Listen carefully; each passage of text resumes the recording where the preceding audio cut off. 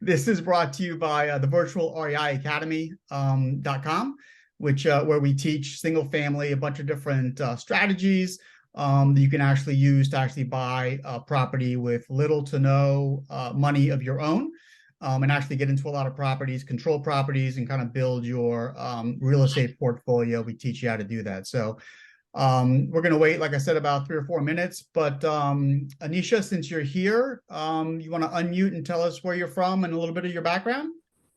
I'm Anisha. I'm in South Jersey. I do not have any experience in real estate. I think I may have been on this call for a different topic before. I'm not sure. Okay, I think I remember your name. So we're in South Jersey. Camden County? Okay. Is that like right outside of Philly? Yes, it is. About a half an hour. Okay, all right. I used to go up to Cherry Hill all the time to visit friends. Yep, that's the next town over. I like Southern Jersey a lot better than Northern Jersey. I know, less traffic. Less traffic, taxes I don't think are as high. Uh, And I think people are just genuinely nicer, I think, in the southern part of New Jersey than they are in the northern part. Oh, first time I've heard that. Okay, thank I you. think I'll they're really take stressed that. out in the northern part. They're too close to the city, so they get Okay. stressed. Uh, All right. so what interests you about real estate? I'm tired of being told what to do. So so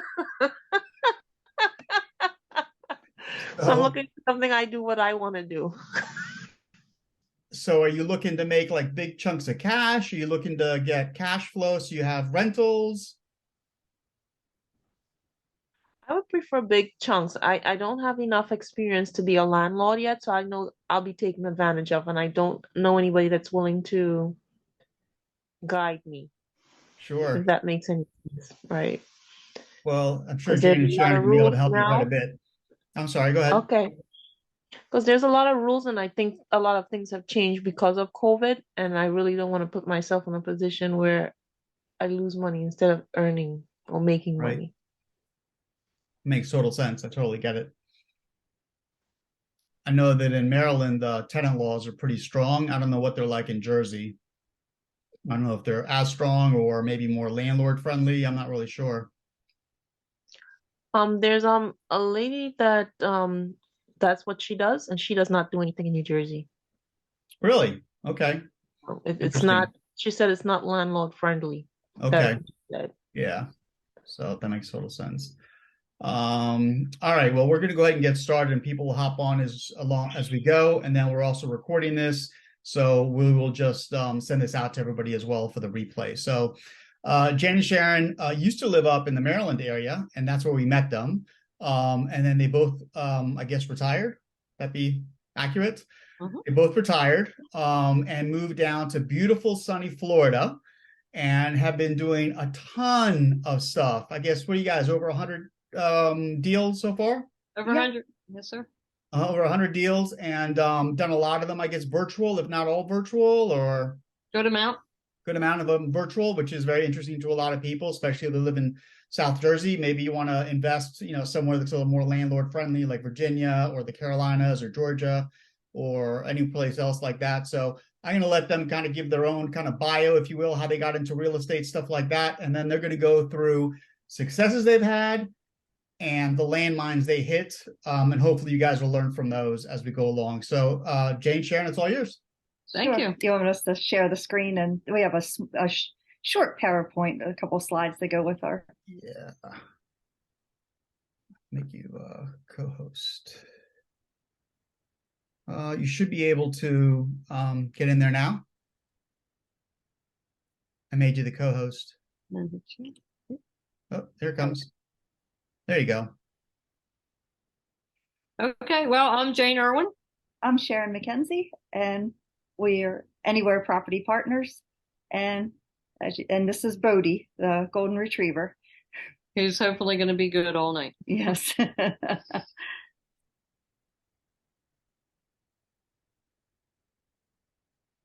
So just a brief introduction. We actually retired in 2015, and we were living in Maryland, and we wanted to buy a condo in Florida. So we actually we'll talk a little bit more about that because that was a landmine. But we ended up kind of delving into real estate a little bit. We started in Maryland, and then that's how we kind of came to be virtual as we were in the process of moving to Florida, and we started with wholesaling. Yes, funny story. When we retired from our government job, we both had 401ks. And we knew we wanted to get into real estate somewhat, but we weren't sure how deep we were going to dive to get, be all in on real estate or just do a couple deals here and there. So we knew we wanted to move to Florida. So we drove around different areas of Florida. We found Daytona Beach. That's not where we landed, but that was the first place we thought we might wanted to live. And so we were actually getting online, looking around, looking online for different condos on the beach. Jane came across a condotel that basically it was at one point a hotel that they converted into condos. And it was on the beach, and a gentleman was selling it. It was an owner finance, right. And we'll get into a little bit about that. But in Maryland, we started with just wholesaling, just because that's kind of easy, and we thought it was easy, but nothing in real estate is easy. It's not get rich quick, and you got to put the work in. We specialize in bank owned. That seemed to work for the best for us, and we've probably done 75% of our deals with that. And then in the mix, we moved to Florida. So and once we moved to Florida, we realized that at the time the housing market was pretty high. It was pretty steep, where people were buying. They weren't buying right. They were buying at market value or over market value. So that's when we decided we were going to continue to do our investing in Maryland. So we and some of that was out of need as well, because we had projects going on in Maryland. One of our first mentors, he kind of threw us into the mix. So, we thought we were going to wholesale a house, but we ended up rehabbing it.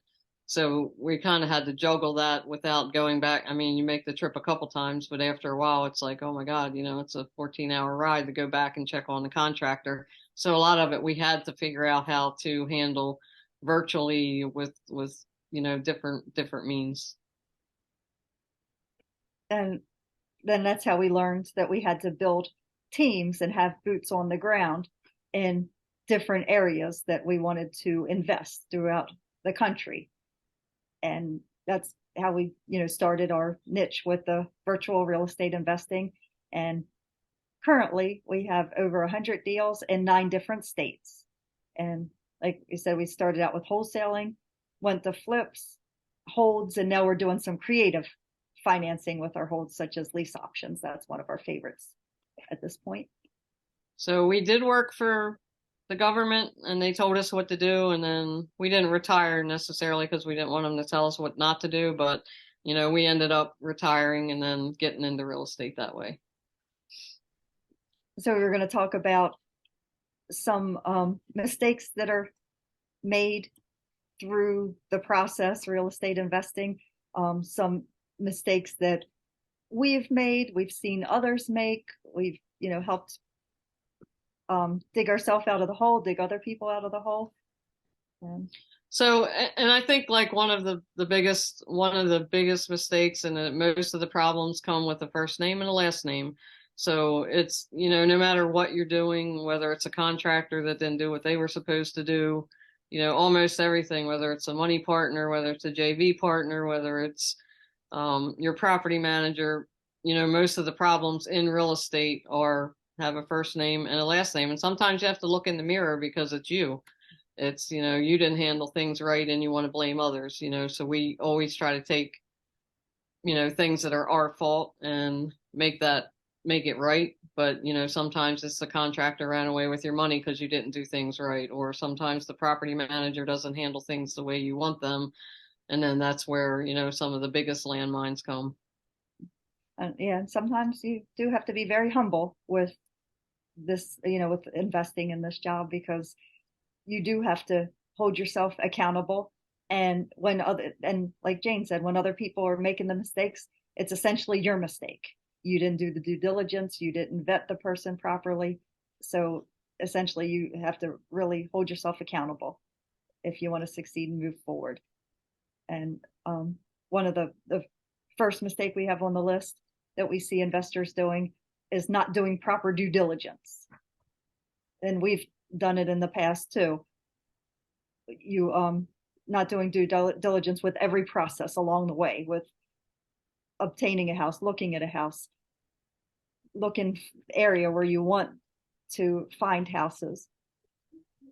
And also once you have the house under contract, check the house, look at the integrity of the house. The most important thing is we don't buy houses if the foundation is a mess or it's not on solid foundation. We have a story. I guess we can go into that story actually. We always buy right. So luckily we did buy the house right. This was one of the first houses we bought, and it was a bank owned. It was through the HUD Home Store, and it was a house in St. Pete. And it really was like, and we were partnering with somebody, so he did see the house, and he did see that there was some indication of maybe a little bit of foundation.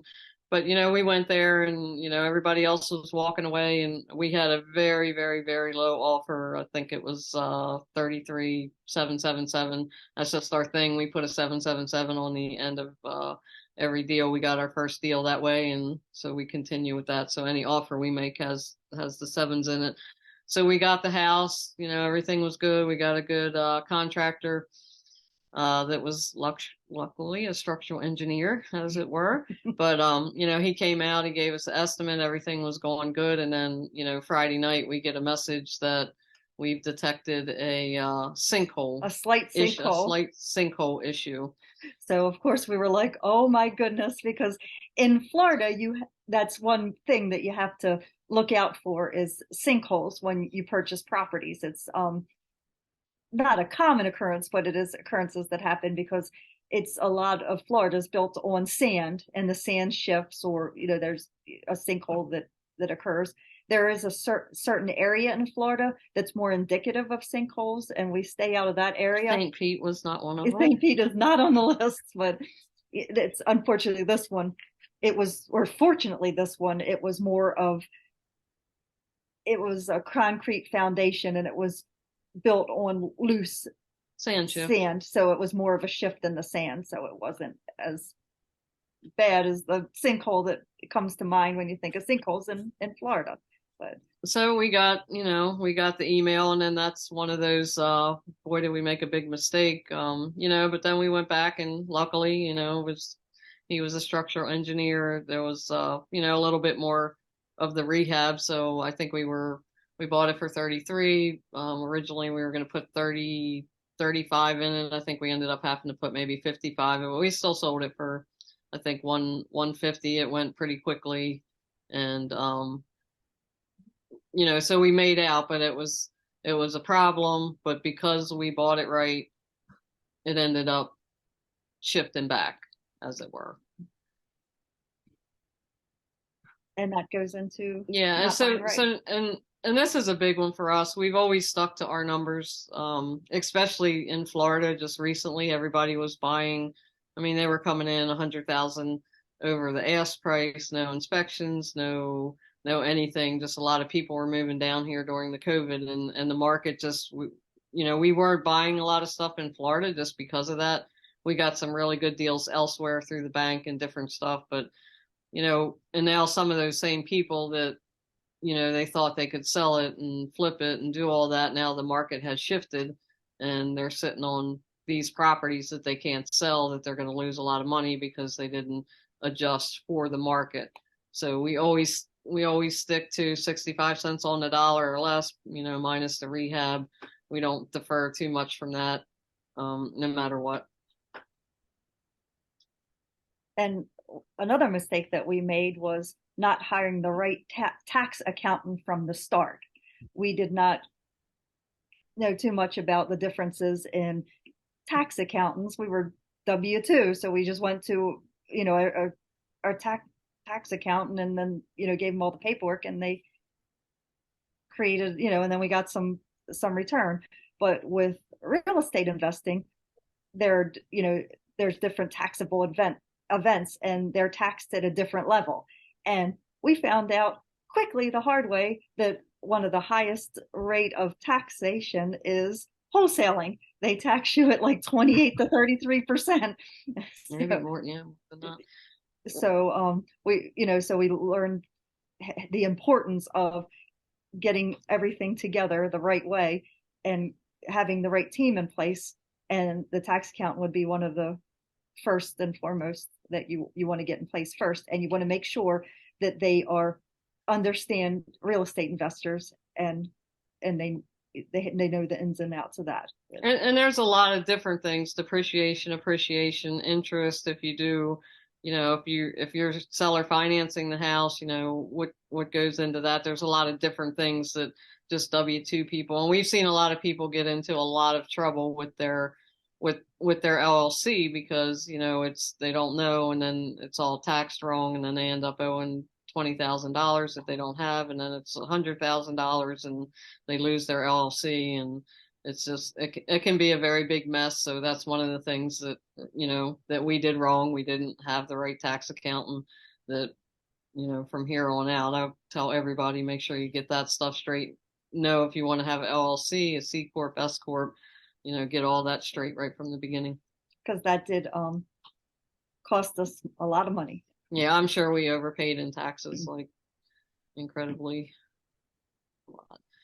So another mistake a lot of people, and we've done this as well, is not properly vetting your contractors, your property managers, your realtors, your money lenders. Everybody that you come in contact, you really have to pay attention, ask them questions, get different things. I mean, we could go on and on. One of our our first house that we thought we were going to wholesale, and we end up flipping. We had to vet the contractors, and that was all new to us. Anyway, it was like we had to do a scope of work that was new to us, vetting the contractor. And the first guy that showed up, he was drunk and late. So definitely not going to hire him, right? But that was an eye opener for us, because we're just like, who does that? But had we just talked to him over the phone, or we had somebody else meet him or something, like, we wouldn't have been there to see that obviously that he was going to work probably drunk, and he was going to be late, and he wasn't going to do what he said he was going to do. Property managers, right off the bat, we had some houses in Baltimore, and we hired the wrong property manager right from Jump Street. That turned out, he was new, we were new. We thought we would all grow together, and that didn't work out for us. So realtors, different ones want to work. Some of them do, some of them don't. So you just have to really make sure that you know who you're hiring. Contractors and property managers probably can, either make you or break you, either one of those or both. And if you have, two bad ones with both of them, you're probably not going to make much money. Well, another story about a realtor. We had a couple houses that we were trying to sell on the market in Baltimore City, and we were looking to hire a realtor, and we were talking to one particular one, and she actually was saying, do I have to drive in the city? Do I have to go look in the house in person? I'm afraid to go into Baltimore City. She was trying to buy and sell houses in the city. So you get all kinds of stories and all kinds of people involved. And also, as a property manager, we had to do that too. She just, I said, do you want the lockbox? And she's like, well, no, I won't go there. I'll just, send them there, and I'll take pictures. So you don't want your property manager, to do that, because obviously that's not going to be ran right. And with money lenders, there's different types of money lenders. You can have hard money, private money. Some of the hard money lenders, they're the ones that they do it as a profession, and there's some rules in their contracts. So you want to make sure that you read their contract and know what you're getting yourself into when you borrow hard money. We had a friend of ours up in northern Maryland who borrowed hard money to rehab a house and he didn't look at the fine print. It ended up, it was expensive, hard money anyway. I think it was like 17% and like 5 points. And half down, and like 30% down, and then and equity. And he didn't realize that they wanted their money back in 3 months. And it's very difficult to rehab a whole house and have all the materials and have it on the market and sold in a 3-month period. So you have to really look at the fine print on your contracts. And trying to do everything yourself, by yourself in your business, and or trying to do the rehab yourself. We started out, you're starting out with not a lot of equity built up, not a lot of income coming in. So you do have to do a lot by yourself in your business when you first start out. But then you quickly realize that when you're doing the mundane day-to-day work, that you're losing opportunities to put yourself out there, to find the deals, to interact with people, to network, to propel your business. There's a difference between working in your business and working on your business. And there's times that you want to work in your business and times you want to work on your business, but make sure that you have balance so that your business does grow, and vertically and horizontally. And just like an example of that one was we were doing a flip in Dundalk and on Walford Avenue. So it was a friend of ours, and his uncle had passed away. The dad didn't want to deal with the house, so we said, no problem, we'll clean it out. We'll take care of all of that. So then Sharon and I got the good idea that because it was like he went out to dinner and never came back. Literally, like the phone was on the table, the keys, like it was like he just literally just went to dinner. He had a heart attack, passed away. So everything was in the house. But then we got the bright idea that there was so much good stuff in the house that we should, donate to Salvation Army, and we should, take the clothes to people that could use it. And, the furniture was good. So we actually tried to clean the house out ourselves, saving all the stuff and trying to donate it and whatever. Well, that, literally probably took us 5 days, which added to the cost of getting contractors in there and the insurance and the taxes and just stuff you don't think about because we decided it was a good idea. And we did donate some stuff, but at the end of the day, the library didn't want the books, Salvation Army didn't want the furniture, some people didn't take the clothes.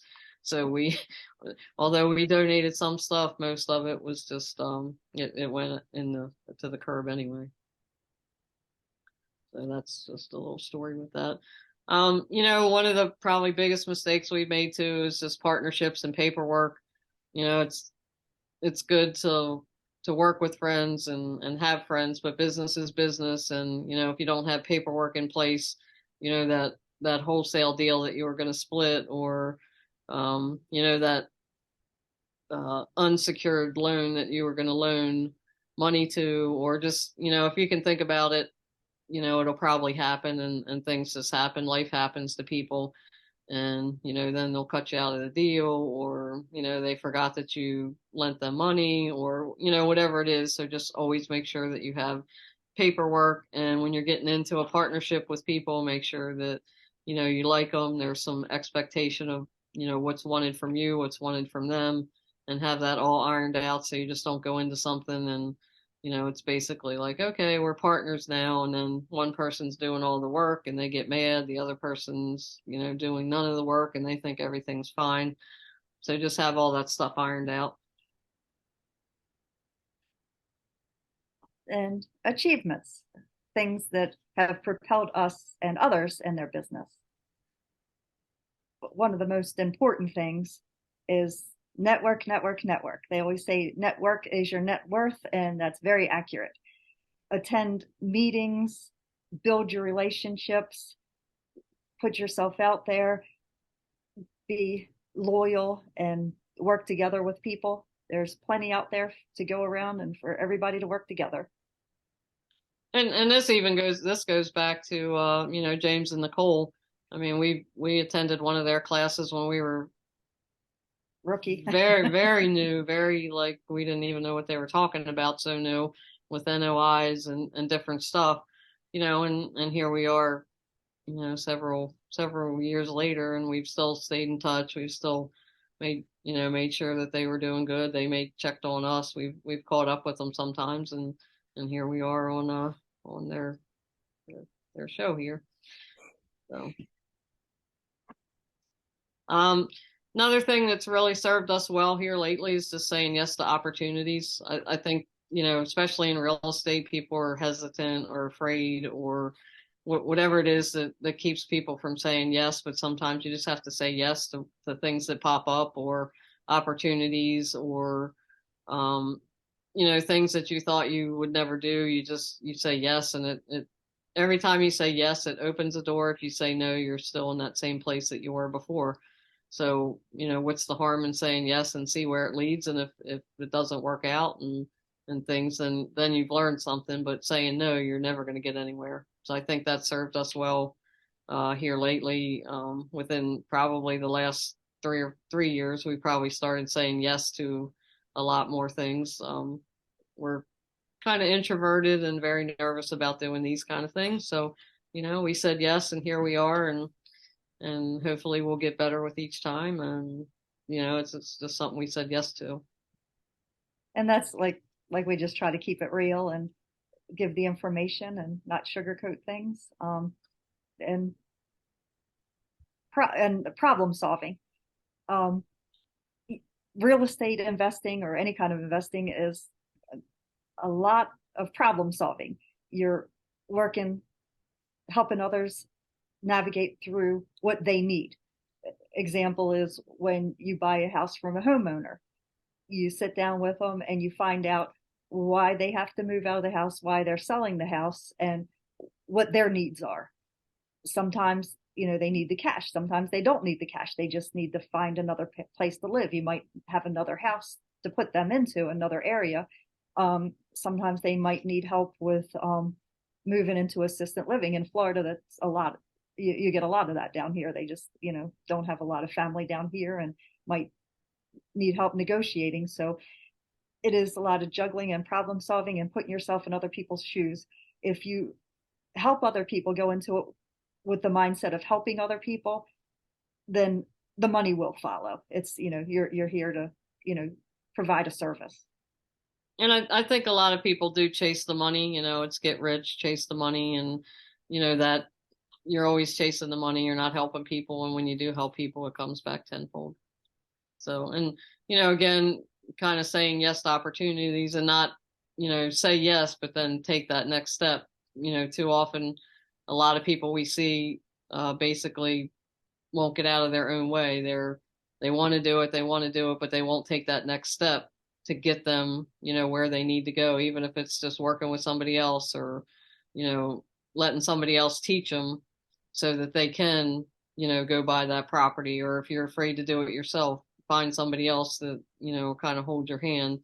But, at some point you got to say yes. You just have to, once you get that first deal, and it's, once we got our first deal and then we got a couple more, it was like buying a pair of shoes that doesn't even, you get excited a little bit, but now it's like, now we got to go find something else. We're on to the next deal before you get too excited about it.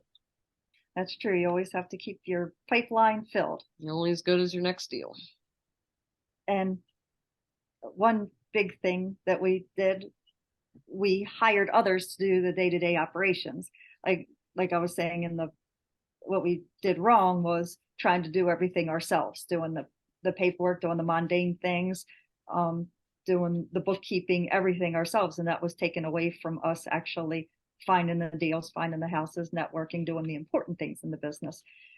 So we were able to acquire a bookkeeper and an acquisition manager who was perfect solution because they'd already been trained by another investor that we met during a meetup in Sarasota.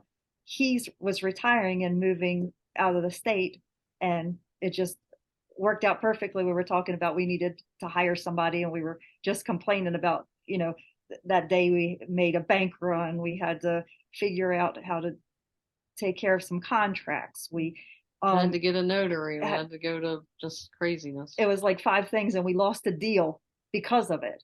So we were at wit's end. And then the opportunity opened up for us to hire our bookkeeper and acquisition manager, and it's been amazing. And then just recently, the last month, we've been vetting and looking at VAs to help with our social media marketing, and they can do a few other things for us too. So it's great to hire help, and that way you can, you're spending more money and not making, but it has the opposite effect. So, and then, we're always learning. I think that's, you'll never know everything, and it's always good to learn. Somebody can always teach you something else. We attend as many training classes as many meetings, whether it's Zoom, in person. And then, but one thing we always try to do is once we leave that training is we want to implement something. So if the light bulb went off and it was like, oh, we can do creative financing, then we're going to run out and try to get a house on creative financing, a lease option, or, something subject to, we're going to try to implement something. If it was, a good example was when we learned how to navigate through the HUD home store right away. We went out and put in 1 million bids. Our real estate person wasn't too happy with that, but we put in a lot of bids, and then that's how we started getting houses. But if we would have just said, oh, we should, or we need to, or we let's look for, it's an idea, you're not going to get anywhere. So you have to implement whatever it is that you're getting the training on. And I know it's scary at first. A lot of people have the analysis paralysis. They just don't know what direction to go. They have all this information, but you just do hands-on and get out there and do it. And it's not going to be perfect. You're going to make some mistakes and blunders along the way, but it helps you grow and get better. And then as you do more and more deals, or more, implement that more and more times, you can tweak it and perfect it. And going along with the training and the learning, we have mentors and coaches. We've, throughout the years, we've had mentors and coaches, and we've built up. And, that way the mistakes you do make aren't going to be huge, horrific mistakes if you follow their lead and their advice. You're either going to lose very minimal money or break even if you mess up, instead of being annihilated and all, losing so much money that you can't stay in the business anymore. And they also hold you accountable, because if you have a weekly meeting, or if you're meeting with your coach once a week or anything, it's like they're going to say, well, what did you do? And if you didn't do anything, like, I've just never wanted to be that person that go back and say, well, I didn't feel like doing anything. So you're going to make sure that if they told you to do something, you do it. So it's and a wide variety. We have business coaches. We have, business was one of our weak points, where, we didn't know the business side of it. We can find a deal and we can structure it and we can do all that stuff. But the business part of, the taxes and, having things set up right and all that stuff, and ROI and making sure things are going well, we needed that part of things as well. Or social media, we're not as good at that. So, we have to find somebody that can, teach us all this new stuff. Now there's, we're finally catching up, and now we got, AI and chat box or whatever that stuff is. So now we got to catch up with that stuff, because you always have to learn. Like, it keeps you sharp, and you can always learn. You can learn from people that haven't been in the business as long, and you can learn from people that have been in the business for 40 years. So I don't think that's inclusive of one thing. Exactly. And always make sure you're coachable. That's the worst thing is you have a mentor and a coach and you're not coachable. You don't want to propel forward or follow their advice. Then you're not going to get ahead. We always laugh. Our first mentor, he would always, tell us, we would, oh, we found a deal. We found a deal. We got this. He would say, get on the phone and try to get 10% off of that house. Oh my gosh, they're never going to say that. Well, just go and try. So we always gave it 110%. We told them, the realtor or the homeowner or whoever it was, exactly what the coach told us to say.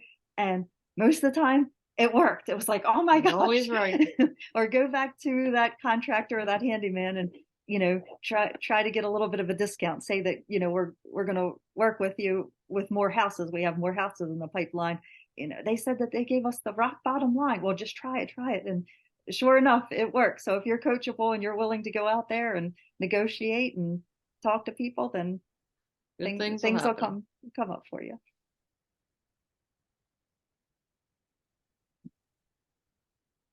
And these are just some of the things that we found that along the way that have served us well. We're always loyal, and it's not loyal to the opportunity. It's loyal to people and operate with integrity. It's real estate is a small world. So if you're out doing Slim Shady stuff, people are going to definitely know about it. We've heard things about people in Maryland and Florida, and, we're 1,000 miles away, but we've still heard different things. So it's a small operating group. And if you start that, it's just not a good practice. Word definitely gets out. And say what you're going to do and do what you're going to say.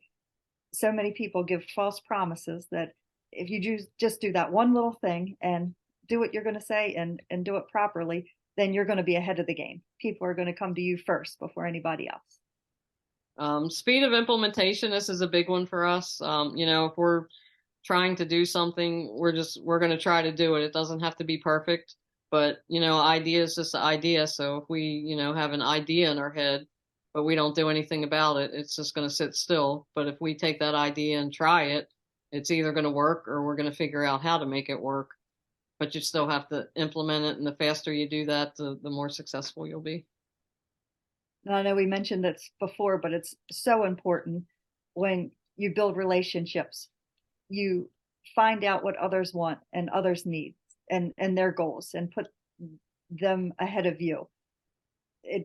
And reach out often, be constantly keep that relationship nurtured. And you always want to add value to the other person. Just you don't want to call people and say, hey, I need A, B, and C when you haven't talked to that person in 3 years. You want to be the one to call and say, hey, COVID's been tough. Is there anything we can do for you? Or, hey, I heard that your flip didn't go well. Is there anything we can help out? Can our contractor come out? You don't want to be that person that's always just calling saying, I need this and I need that. So just add value. And lastly, treat your money lenders, other people's money better than your own. So that's another big thing that gets out if you're not making good on your promises, and if you don't pay, and that word gets out as well. So we'll eat ramen noodles 7 days a week before we don't pay our private money lenders, because that is most important, and word will definitely get out and people won't lend you money, and then your real estate career will kind of come to a screeching halt. So and word does get out both ways. We were invited to a holiday party in December with one of our real estate groups, and we have a couple of private money lenders involved, and one of the private money lenders was talking to another money lender there, and I heard him, he pointed over to us and said, those girls, if they ever need money, you should say yes to them, because they make do on their promise, their contract's solid, and they always pay, and they always pay early. So word does get around one way or the other.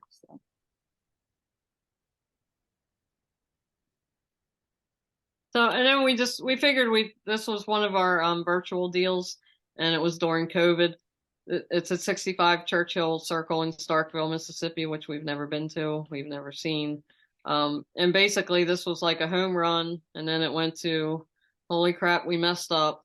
And then it went to, okay, we kind of righted the ship, and then it was another mess, but then we just sold the house. So we started out, we were all in, it was a bank auction. We got it for $12,000. Rents were probably around $700, but it was owner occupied, and not, that's why they dropped the price so low, because the ARV, the repair after repair value was probably around 70, but they dropped the price because the person in there wouldn't leave. So come to find out, I think his grandmother died. They just moved in, wouldn't leave. Then the COVID, we couldn't get him out right away, so we knew we had to eat like 3 months of that. So we finally closed on the house, had to get an attorney. Back at that time, we didn't know what bless your heart meant, but now we know, because they're like, we called and we're like, well, you know, how do we get them evicted? And they're like, where are you? And we're like, we're in Florida. Bless your heart, you know. So we learned what that meant. But you know, so we finally got the guy out, and then we put a lease option, you know, folks in there. They did well for a little bit, and then they stopped paying. So they stopped paying probably for 6 months, 7 months, and they kept saying we're moving out. You know, we're moving out next week, and then, you know, kind of being nice. She was pregnant, and you know, COVID was still happening. COVID, and we bought into that whole thing. So we let them stay, and then it was like another month. So we finally like had to get court documents to get them out again. They finally did leave, but then we put the house up for sale, and we just sold it. We made a nice profit on it. So, you know, because we bought it right, because we had a couple, you know, months, those little landmines that we could have had, basically ended up, you know, we still made a just decent profit. I think we were all in for 16. We sold it for 45, 472, something like that. So we made a nice profit. We got the lease option, so we got a little bit of down payment. We got a little bit of rental income and a little bit of headache. But at the end of the day, we made a nice profit on something that we kept for 2 years, and we got for $13,000 in a place that we've never been, never stepped foot there, never saw the house personally. You know, just saw it on videos. So that was one of our good landmines that turned out good.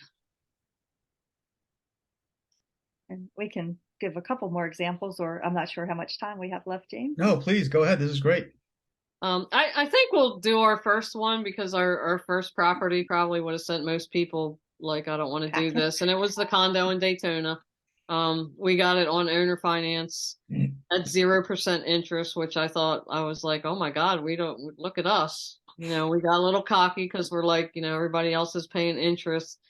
Well, come to find out, there was special assessments. The place was falling apart. It could have been a Surfside very easily.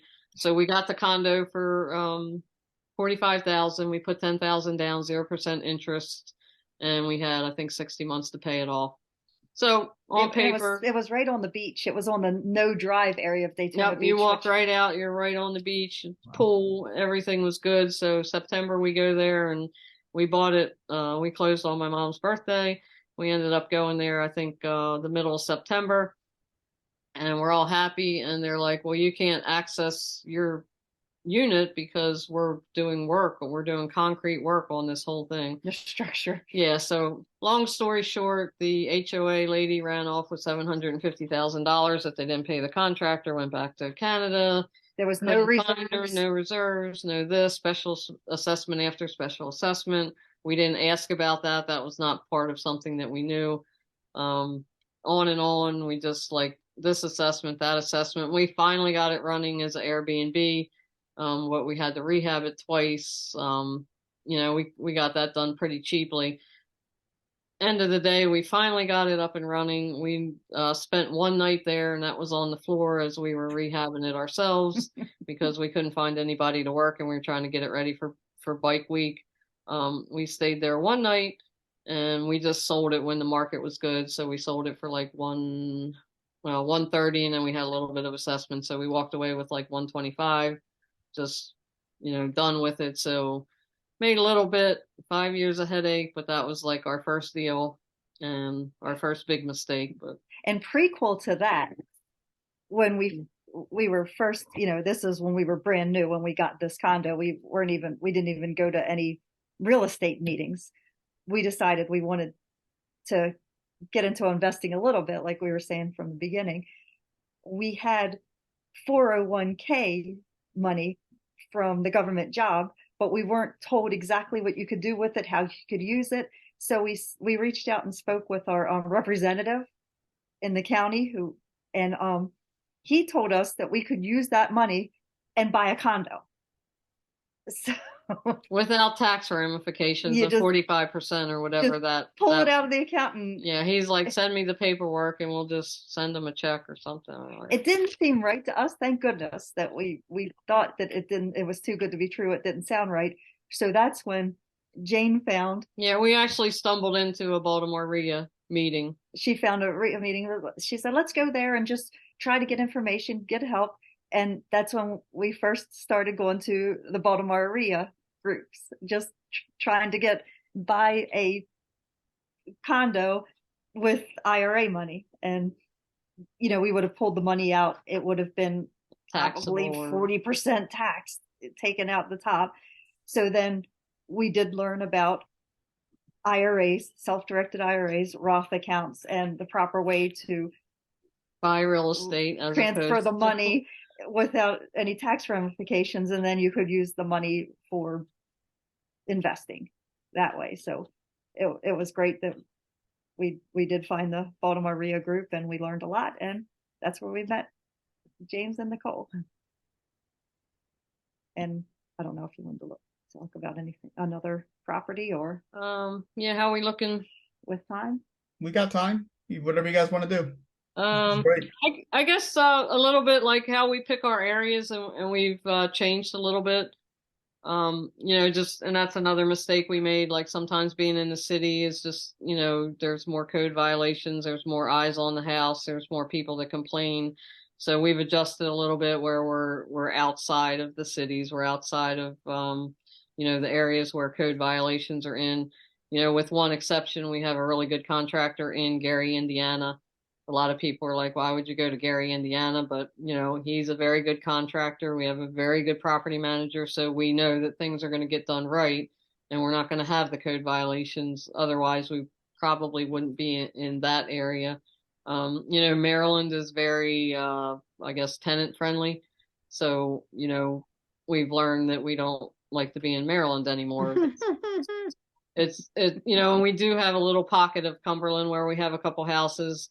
But we're slowly going to just probably get out of there, just because I see, Baltimore and the lower Maryland coming up to there with some of the issues. But, for the most part, the way we pick our areas are, if there's a Walmart, if there's, good jobs, if it's working class people, and then we're not, jammed up with the city stuff all the time. And it's not that you don't do things right, but one of the very first houses we bought in Baltimore City, I mean, the ink was not even dry on the contract and the closing documents, and we were getting a notice that, the grass was too high and something else, and it was a HUD property, so the government owned it. They didn't take care of it, and then we get, right away they're trying to zing us because we didn't cut the grass. Yeah, the day that it closed. Yeah, I think, it's like, what are they, like, sitting at the title company just waiting for you to do stuff? And one time, Baltimore City, again, it was a HUD home, and they put HUD actually put the windows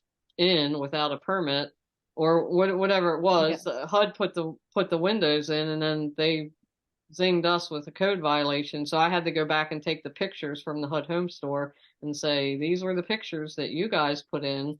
Like, how is that our fault? So, they were saying it's unpermitted work. You've done unpermitted work on the property. It's like, we just signed the paperwork. I don't think we put windows in yet. It's like we haven't done any work on the property. So that's one of the reasons why we pick the areas that we pick. Anything in Florida is good if we can get it, but again, it has to be the right price.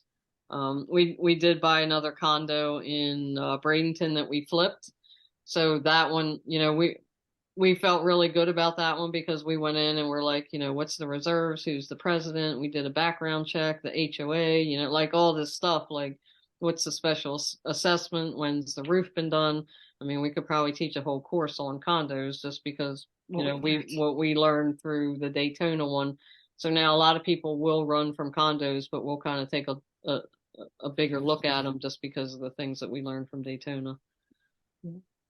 Exactly. And that worked out well because there's another investor who wanted to buy it, and they ended up deciding to buy it on terms. So we did some creative finance where they're making payments. So we're getting residual income from it. They're doing the upkeep. They're taking care of it, doing the taxes, the HOA fees, everything. And we're just sitting back and collecting the monthly check. It's awesome.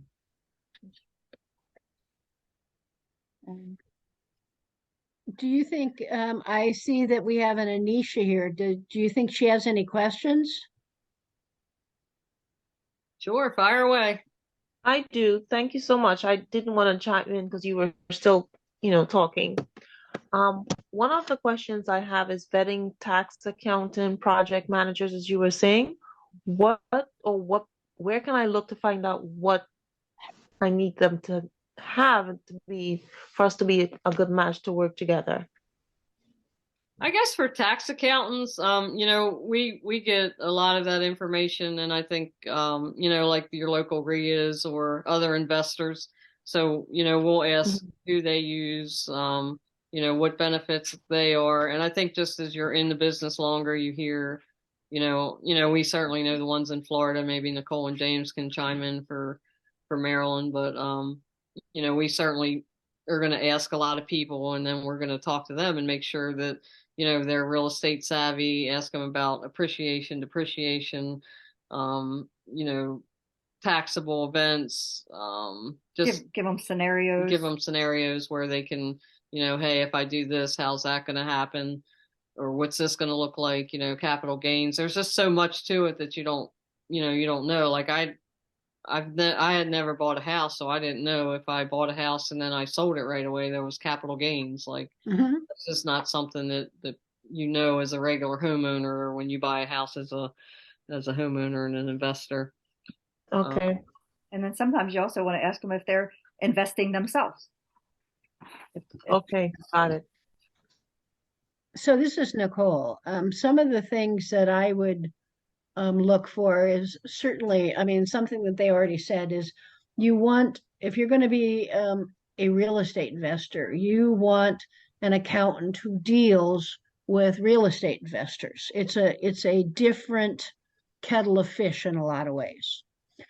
I think a lot of good real estate or good accountants would be willing to sort of take a look at your previous taxes and maybe suggest some things that you might do different, or if they could save you money. And that's pretty much free of charge.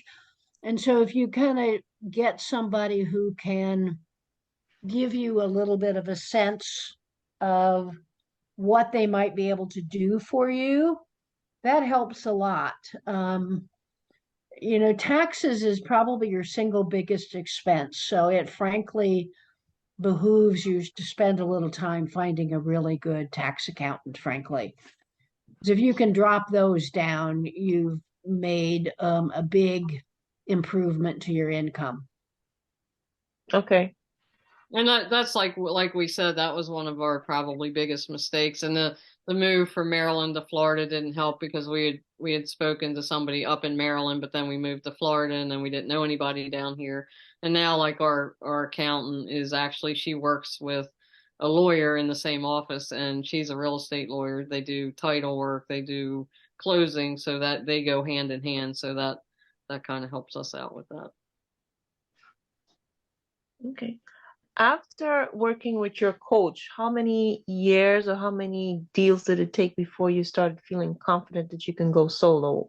Or are you still working with your coach every now and again? Because obviously different scenarios and situations will arise.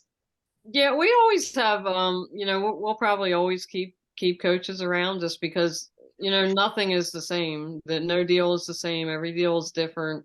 We didn't really feel confident probably until, we're not always confident right now. Like, there's situations that pop up that, you want to run that by somebody. It might not necessarily be a coach, but Okay. after we got a couple, we were like, okay, we can do this. It's a little scary getting to that first, that first deal. And our first deal almost imploded, because like the guy, the night before, he called and he said, well, I don't want to pay that price now. I'm going to pay, I think, $3,000 less. And I was about to just, say, well, we're not going to do this deal. I don't appreciate that he did that, but I was just going to walk away because I didn't know any better. And the coach was like, well, that's, it's better to have a deal than no deal. And then, you might not sell the house, and then you lost your EMD and all that stuff. So I didn't like that strategy that he did, but at the end of the day, I probably would have walked away, because I was like, that ain't right. You can't call me like the night before and say I'm changing the price and changing all this stuff. That didn't seem right to me at all. But, we kind of got talked down from that, and that actually was our first wholesale. So. And so you're always like, you always have mentors, you always have coaches, you always have people that you bounce ideas off of. We know people that have years and years of experience. Nicole. Nicole. And like there's this guy around here that's his name is Pete Fortunato, and he's done real estate deals for years and years and years. And he sits at breakfast every morning. He actually sits at a McDonald's at breakfast every morning, and a group of them sit together, and they've been doing deals for years and years. And they sit down and they get pen and paper and structure and look at deals and figure out the best course of action and the way to navigate through them. So I think you always have to have coaches and mentors and help throughout your whole real estate career, in my opinion. And we were a little bit embarrassed, like we didn't tell people we had a coach, because you're like, oh, they're just going to think that I can't, whatever. But Tom Brady, I love Tom Brady to death, and he's got a strength coach, a food coach. Like, you wouldn't ask a baseball player or a football player not to have a coach, right? You just it's so people get a little weird when it's like real estate and business and different things, but it gets you to where you're going quicker, and it makes you, you don't make as many mistakes getting to where you want to get, and you get there faster. Because I feel like without coaches, you would make huge mistakes where, you would lose so much money that you couldn't rebound, and you'd probably, most people, not you, just, most people in general would just walk away and, before they even started. So it's so important to have, I always say, somebody giving you a hand up to show you, show you the way, create that path for you. So that's also a real power of your network. Right. Yes. That I don't care how long you're at this business, something new is always around the corner, something is different, and being able to bounce things off of people. I mean, I haven't met anybody who doesn't know more than me about something. And to stay a little bit humble and be willing to ask people and make, that's so coaches and mentors and your network. So I would add that in as a key thing and that's, you need to get up and go meet people and start working with them and asking questions a lot. Okay. All right, I have two more questions talking about things changing. While I was at lunch today, I started reading a blurb or an article, I'm not exactly sure, about changes that they're trying to make to wholesalers, that you have to have a specific type of license now. Oh, you must be in Maryland. No, I'm in New Jersey. Ah, okay. So this is only applicable to Maryland? There's two other states. Maryland is trying to pass it, yes. Okay. I don't know about New Jersey. I was gathering it was going to be nationwide because of couple bad people that made bad decisions and ripped people off. Like both of Sharon was saying that you have to enter into this as helping people, not get rich type of thing, because then you're going to start making bad decisions. But it seems like some wholesalers made some bad decisions that cost innocent people money. That's what I was gathering. I didn't get to read the entire thing, but it wasn't sounding good. Well, and not only is it, them taking money and scamming, but also like a lot of new people come out and they don't know their numbers, and they don't know what the after repair value is, and they don't take time to learn what the rehab numbers is, and then they just tell the homeowner, hey, I'll buy your house for $200,000, when they know nobody's going to buy it for that, and they put it under contract, and then that ties up the house for whatever, 30 days or whatever. And then that homeowner comes back and says, you didn't buy my house. So I think it's a lot of people that weren't trained correctly. And then everybody was a rock star for the last 3 years, in real estate. You could pretty much, throw a piece of paper up in the air and you could sell a house. The real estate agents, the wholesalers, everybody was a rock star. And now it's coming back to, you have to know your numbers. You have to know what you're doing. And you can't, just go out and willy-nilly say, here, I'll pay this for your house. And I think a lot of the homeowners kind of, that's the bad reputation of wholesalers. Oh, okay. So for self-study, what books do you suggest someone who is entering this should read? Ooh, good one.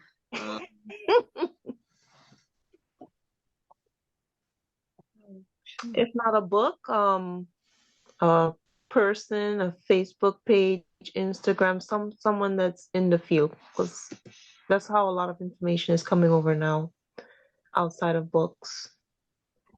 We read a lot of books early on, and now not so much. We do listen to podcasts and different things. Anything with Pete Fortunato, it's he's creative, structuring. We read some of at the very beginning, like Robert Kiyosaki books.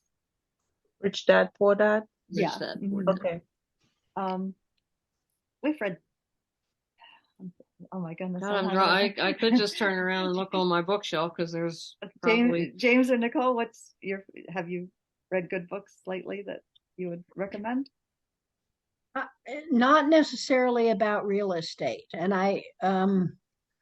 for me, part of the issue is that things are changing so fast right now, because we're going from a seller's market to a buyer's market pretty quick.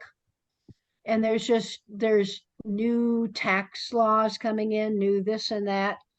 So to me, kind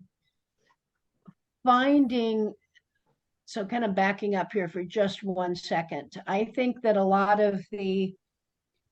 there's a lot of good information on YouTube and on podcasts, and there's also a lot of crap, excuse the language. Yeah. And so part of the issue is being able to sort that out.